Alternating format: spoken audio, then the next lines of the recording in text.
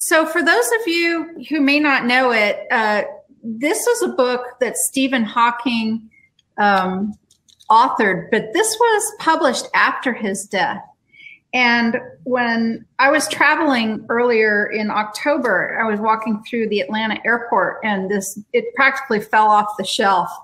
And I'm looking at it kind of laughing. I would not, really have been interested in picking this book up, except for, of course, my association with Pamela and the A-Team.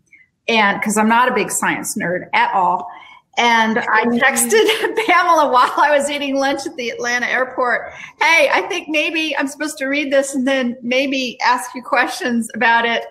That's going to be so much fun because I haven't read the book, nor will I, because I want to keep completely biased before our class about it. But basically what he plans to do is answer all of your questions about everything that was said in the book from his perspective now, which, by the way, is incredibly fascinating. He's such a different being right now.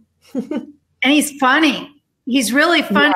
Yeah. I'm kind of getting some of him. I'm not like you, but I get packed with feelings while I'm reading this. And he's a funny guy. I can see where he and Einstein would get along real well. And I can just see how Tesla's like the instigator for almost all of them, isn't he? The question today for Stephen Hawking is, how have your perspectives on the nature of reality and consciousness deepened since you've transitioned?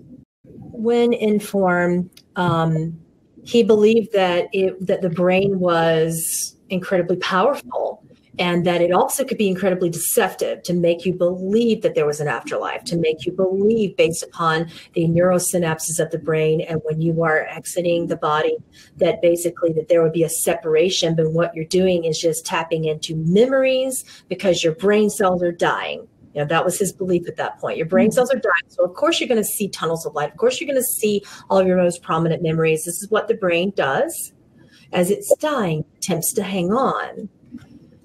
Now he believes that happens because your memories in your cells are repatterning. You are literally beginning to decide what particular cellular DNA patterns you wish to carry over and which ones you don't.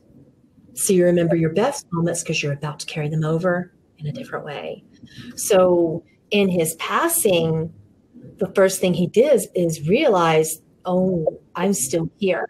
I may not be form. I obviously don't have organs and a brain, and I'm still here, and I am still me. And I did not degenerate into the earth, and I am not, all the muscles and brain and sinew and circuitry that was the body. So that was the first thing that he observed. And he also observed a lot about the state of consciousness being infinite and connected to the universes. Was very, very interested in traveling through time and going deeply into, for the first time in spirit, the black holes. So one of the first things he did was put his spirit through a black hole. Yeah. And you'll see Candace and I really, really soon over on her website, over on her domain next month.